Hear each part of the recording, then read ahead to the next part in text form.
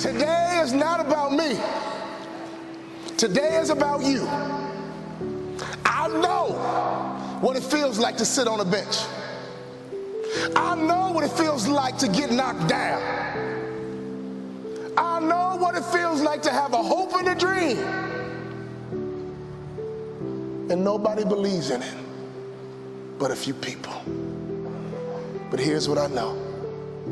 If you wake up in the morning and cut off the news, and every single day you look like success and look like money, and every time you go into a home, you understand the power of likability. Every time you go into a home, you make sure you don't communicate. You make sure you connect. I guarantee you, over time, as you water that tree, over time, as you build that root system, over time, I promise you, that tree will grow. And before you know it, you will have your own little personal harvest. And don't you quit until you're number one.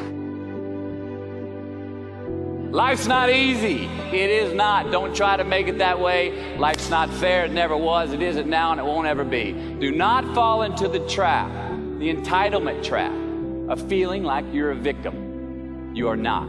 Get over it and get on with it. And yes, most things are more rewarding when you break a sweat to get them. Look, the first step that leads to our identity in life is usually not, I know who I am. I know who I am. That's not the first step. The first step's usually, I know who I am not. Process of elimination. Defining ourselves by what we are not is the first step that leads us to really knowing who we are. You know that group of friends that you hang out with that really might not bring out the best in you? You know, they gossip too much, or they're kind of shady. They really aren't going to be there for you in a pinch. Or how about that bar that we keep going to that we always seem to have the worst hangover from? Or that computer screen, right? That computer screen that keeps giving us an excuse not to get out of the house and engage with the world and get some real human interaction. Or how about that food that we keep eating, the stuff that tastes so good going down, it makes us feel like crap the next week, when we feel lethargic and we keep putting on weight? Well, those people, those places, those things, stop giving them your time and energy. Just don't go there. I mean, put them down.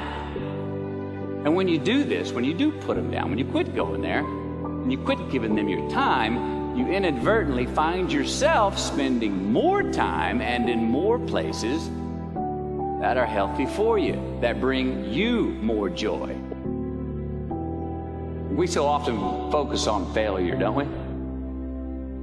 We study failure, obsessed with failure. We dissect failure and our failures.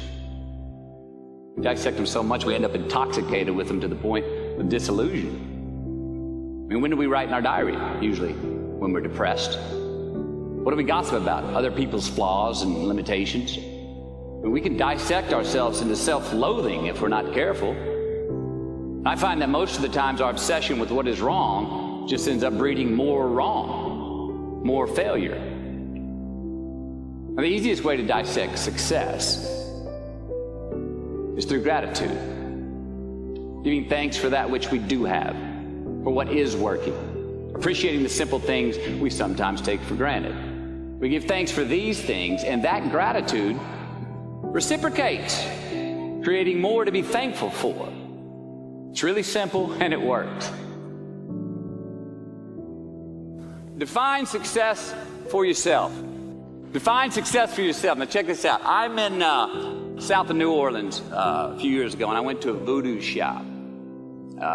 And they had this wooden partition against the wall with these columns. And in these columns were all these vials of these magic potions, right? And the headings above each potion defining what they would give you were things like fertility, health, family, legal help, energy, forgiveness, money. Guess which column was empty? Money. Let's admit it. Money is king today. It's what makes the world go round. It is success. The more we have, the more successful we are, right? Now, I would argue that our cultural values have even been financialized. Humility is not in vogue anymore. It's too passive. It's a get rich quick on the internet, richest 15 minutes of fame world that we live in, and we see it every day. But we all want to succeed, right? So the question that we got to ask ourselves is what success is to us, what success is to you. Is it more money? That's fine. I got nothing against money.